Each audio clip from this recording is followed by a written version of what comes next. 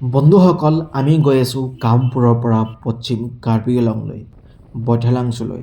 কামপুৰৰ পৰা পশ্চিম কাৰ্বি আংলঙৰ বৈঠালাংছুলৈ কৰা ট্ৰেভেল জাৰ্ণি এক জাৰ্ণিয়েই নহয়, ই এক সুন্দৰ প্ৰাকৃতিক অভিজ্ঞতা।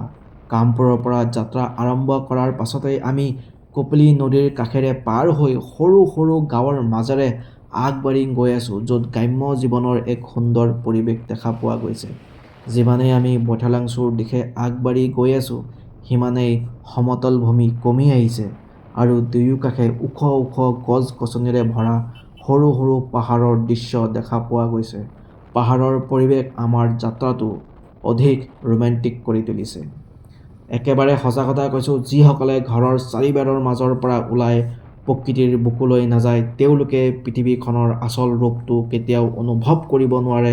বিশেষকৈ আমি এতিয়া যিটো পথেৰে গৈ আছোঁ কামপুৰৰ পৰা বৈঠালাংছুলৈ, এই যাত্ৰাটো, এই জাৰ্ণি কেৱল এটা স্থানৰ পৰা আন এটা ঠাইলৈ যোৱাই নহয়, ই এক আনন্দৰ অনুভূতি।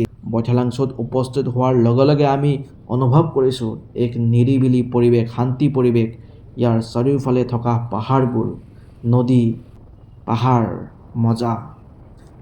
কামপুৰৰ পৰা বৈঠালাংছুলৈ যোৱা এই জাৰ্ণি প্ৰকৃতিৰ এক অপূৰ্ব অভিজ্ঞতা, য'ত আপুনি পাহাৰীয়া সৌন্দৰ্য আৰু শান্তি পৰিৱেশৰ মাজত সোমাই পৰিব। যিহেতু পাহাৰীয়া ৰাস্তা, সাৱধানে গাড়ী চলাব লাগিব।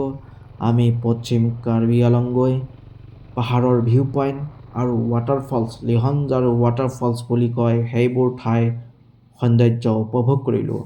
পাহাৰৰ পৰা দেখা সূৰ্য অস্তয়, ছানছেটৰ দৃশ্যই আমাৰ মনত বহুত শান্তি দিছে। সুন্দৰ পৰিৱেশ।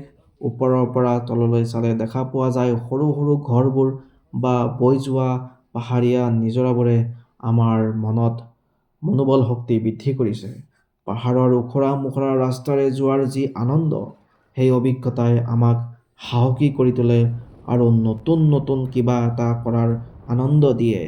যদি আপোনালোকে আজিলৈকে পশ্চিম কাৰ্বি আংলং গৈ পোৱা নাই, এবাৰ হ'লেও যাব।